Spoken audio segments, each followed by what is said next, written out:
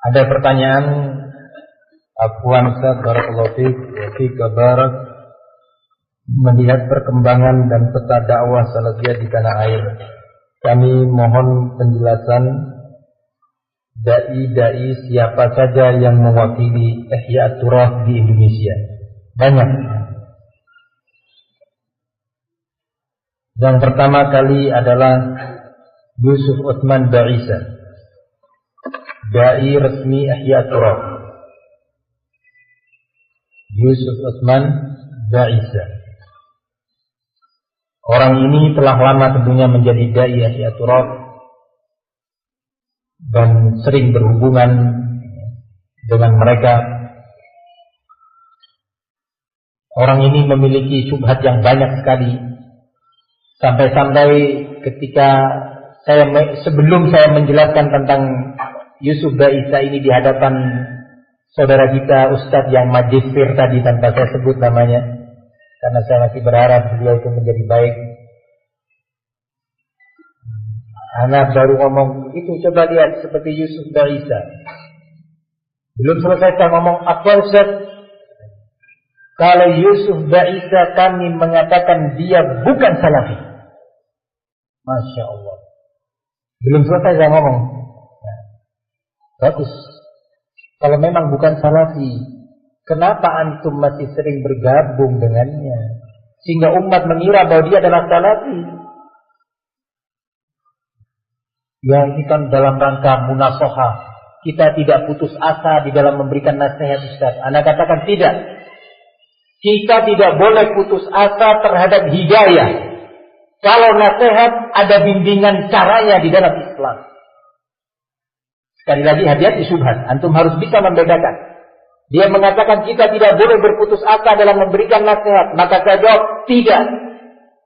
Kita tidak boleh berputus asa dari kemungkinan turunnya hidayah untuk seorang hamba.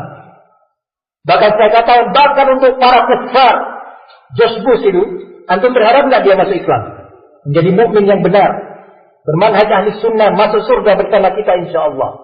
Hah? Tentu kita semua berharap semua penduduk bumi ini menjadi muslim. Kita berharap kepada Allah. Tetapi yang namanya nasihat itu ada bimbingannya. Siapa pembimbing terbaik dalam hal ini? Rasulullah sallallahu alaihi wasallam, kemudian para sahabat, kemudian ulama dari kalangan salaf. Mereka orang-orang terbaik di dalam membimbingkan munasahat atau upaya nasihat. Nah, kalau nasihat itu bisa disampaikan, bisa dengan datang ke rumahnya. Afwan Ustaz, Anda melihat pada antum ada beberapa kesalahan. Satu, ini adalah salah ya Ustaz, Anda mohon antum untuk rujuk. Salam kedua, ketiga.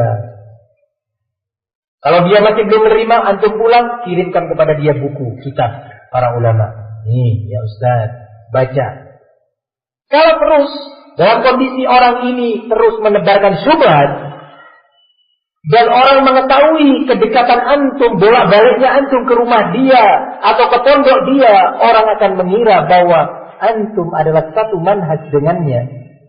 Maka di sini efek negatifnya lebih besar daripada maslahat yang diharapkan. Barakallahu fikum. Yusuf Utsman Ba'isa dalam salah satu jawabannya yang terekam dan itu tersimpan dan sudah diterjemahkan dalam bahasa Arab, kemudian kita sampaikan kepada beberapa ulama di Yaman, yang akhirnya Syekh Mubin dan beberapa ulama pada waktu itu mengatakan orang ini adalah sururi hizbi yang wajib ditahdir. Apa ucapan Yusuf Ba'isa? Dia ditanya, ya Ustaz, apa hakikat perbedaan perselisihan antara Abdurrahman Abdul Khaliq, atau apa hakikat permasalahan tentang Abdurrahman Abdul Khaliq, kata si penanya. Maka orang ini menjawab, sebenarnya, hati-hati ya, lafaz demi lafaz diikuti. Sebenarnya khilaf antara Syekh Abdurrahman Abdul Khaliq dengan Syekh Rabi itu adalah khilaf yang ilmi, yang ilmiah sebenarnya.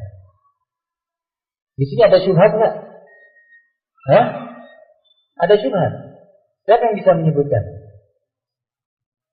Hah? Bukan? Siapa ini? Abdurrahman Abdul Khalik. Barakallahu fiik. Nah, tidak ada syubhat ya. Tidak ada khilaf. Nah, mungkin maksudnya betul, cuma redaksinya perlu diluruskan. Barakallahu fiik. Ada yang bisa menjawab? Diangkat, kata-kata ilmiah. Satu. Kedua, ini latihan syubhat ini. Iya, pokok. Syubhatnya tidak ada khilaf. Dia menyatakan sebenarnya khilaf yang terjadi antara Syekh Abdurrahman dan Syekh Rabi itu adalah khilaf yang ilmiah. Itu pernyataannya. Satu tadi betul disebutkan khilaf ilmiah. Jadi seolah-olah ya biasalah, penting, nggak perlu kita bersisi. Ya. Boleh saya bantu atau ada yang menjawab? Untuk menghilangkan ngantuknya, nah. Iya, betul. Iya. Khilaf yang terjadi antara Syekh Abdurrahman Abdul Khalik.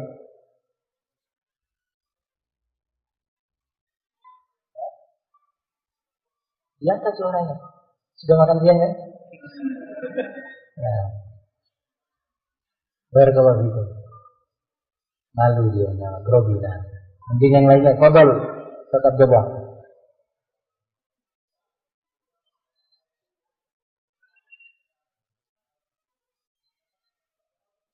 Ya, itu betul satu tadi saya sebutkan, jazakallahu khair. Anak ingin yang kedua, biar agak tegang. Nah, fadhal. Abu Zubair, Syekh Abu Zubair, fadhal. Hah?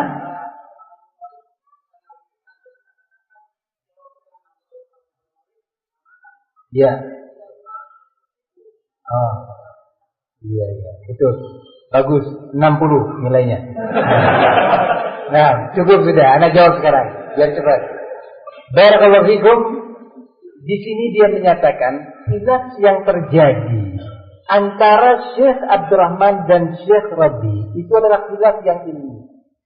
Yang dipahami oleh pendengar bahwa khilaf yang terjadi selama ini adalah hanya antara Abdurrahman Abdul Khalik dengan Syekh Rabi. Apa sebenarnya hakikatnya? Pertama, itu bukan khilaf. Yang terjadi adalah tahdzir dari ulama. Yang kedua, bukan hanya Syekh Rabi, tetapi masyayikh ulama. Tetapi di sini yang mau dikesankan bahwa ini selalu dari Syekh Rabi, selalu dari Syekh Rabi. Padahal tahdzir itu dari Syekh bin Baz, Syekh Shalih Fauzan, Syekh Abdul Muhsin, Syekh Mubil, barakallahu fikum, dan yang lainnya. Syekh Ubaid al-Jabiri, Syekh Muhammad bin Hadi, Syekh Ahmad bin Yahya Najmi, dan yang lainnya. Nah, barakallahu fikum. Di sini syubhat yang membahayakan. Pertama, kita katakan itu bukan khilaf tetapi tahdzir dari ulama. Yang kedua, pernyataan ilmiah. Jangan keburu menjawab, saya lanjutkan. Karena dia mengatakan, lah khilaf yang terjadi adalah, ini yang ilmiah yang dia maksud. Bagaimana menyikapi pemerintahan kerajaan Saudi? Apakah kerajaan Saudi itu masih tergolong negara muslim ataukah sudah tidak?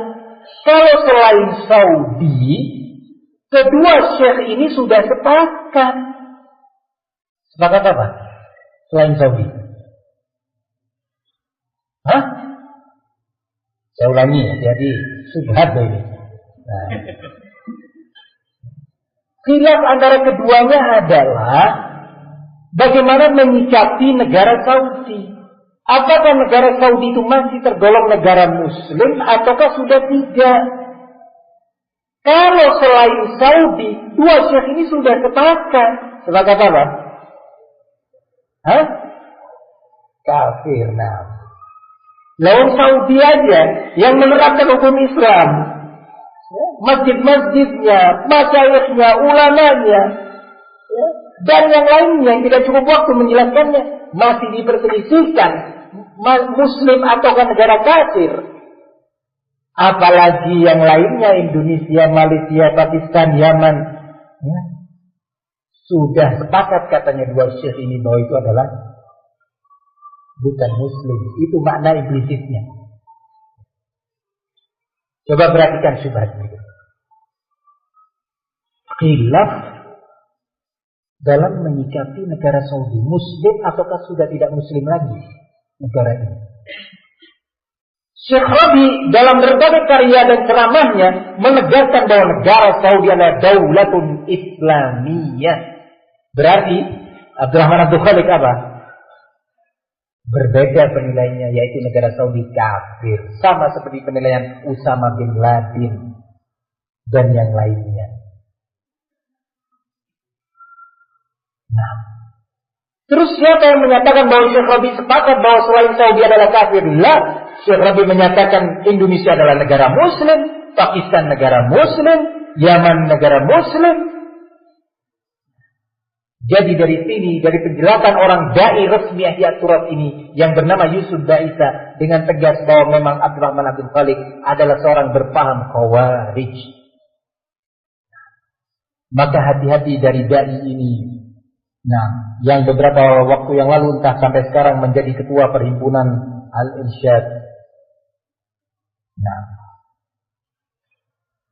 kemudian yang kedua dai diantaranya Abu Qatadah. Hati-hati dari orang ini. Barakallahu fikum, murid terbalik Syekh Mukbil. Nah, murid terbalik bukan murid terbaik. Nah, lam L-nya jatuh hilang. Nah, pertanyaan berikutnya,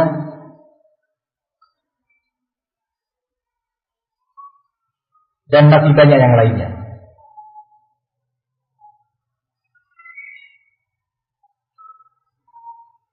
Apa manhaj Ja'far Umar Talib Khawarij? Nah, politikus.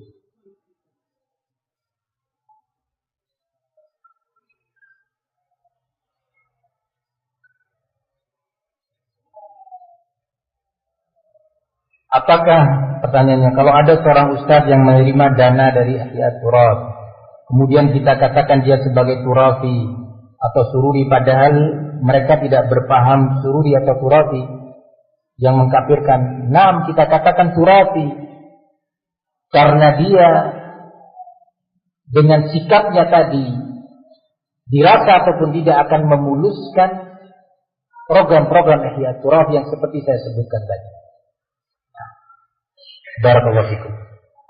Kita katakan turafi karena sikap dia, apalagi dia seorang ustaz, akan dipahami oleh umat bahwa yang yayasan Ihya Turas adalah baik. Tetapi kita tidak akan mengatakan dia turafi atau sururi apabila dia setelah menerima bantuan itu dia mengadakan muhadarah, ceramah-ceramah atau tulisan bahwa Jamiah Ihya Turas adalah jamiah yang berpaham Khawarij.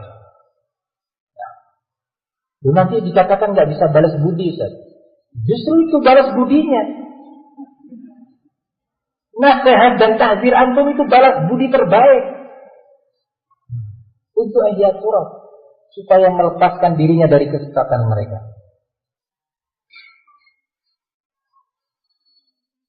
Nah,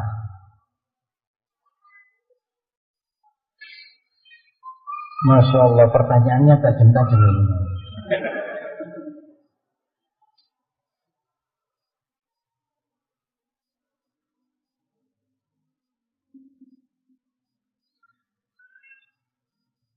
Apa hukumnya, halal ataukah haram kopi luwak?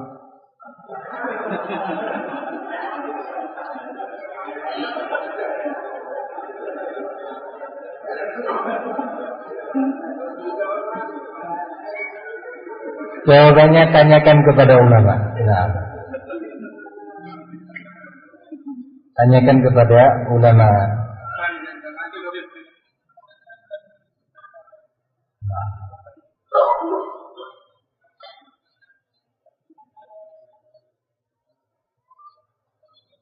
Masya Allah.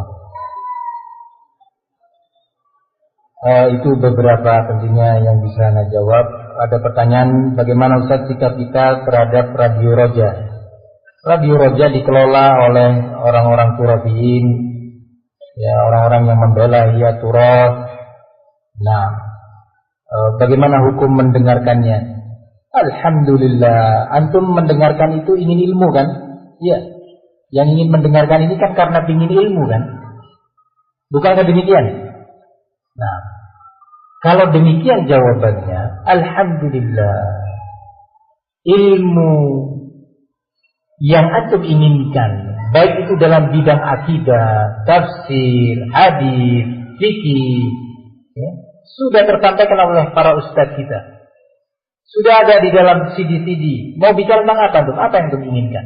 Tentang urusan rumah tangga, tentang haji, tentang zakat, tentang puasa, tentang manhaj, tentang sejarah, tentang tafsir, tentang hadis, akhlak, ada semua. Tinggal antum lihat nama-nama judul-judul dari rekaman-rekaman itu. Jika antum benar-benar ingin menyusun jadwal untuknya, antum gak akan sempat mendengarkan Radio Roja. Ya. Masalahnya butuh kejujuran kan dari kita.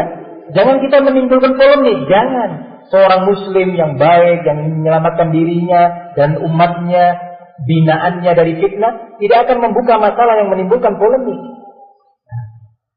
Barakallahu fikum. Belum lagi media yang lainnya, dalam bentuk buku terjemah, majalah dan buletin. Banyak yang belum kita baca. Coba untuk baca buletin yang diterbitkan oleh Ahlus Sunnah. Hafalkan dalil-dalilnya, coba. Nggak sempat untuk memutar radio itu. Nah. Kalau ada yang berdalil bahwa Syekh Abdullah membolehkannya, Syekh Abdullah Mar'i tidak membolehkannya. Imma dia salah memahaminya atau memang dia orang yang sulit memahami. Nah, tidak. Saya katakan ini permasalahan tidak boleh berlarut-larut. Hendaknya dia segera bertaubat dan meninggalkan permasalahan ini. Jangan dijadikan sebagai polemik dan problem di tengah ahli sunnah. Jangan. Ayo, sampaikan ilmu dengan baik di tengah ikhwan. Barakallahu fikum. Begitu jiwa seorang pembina. Nah,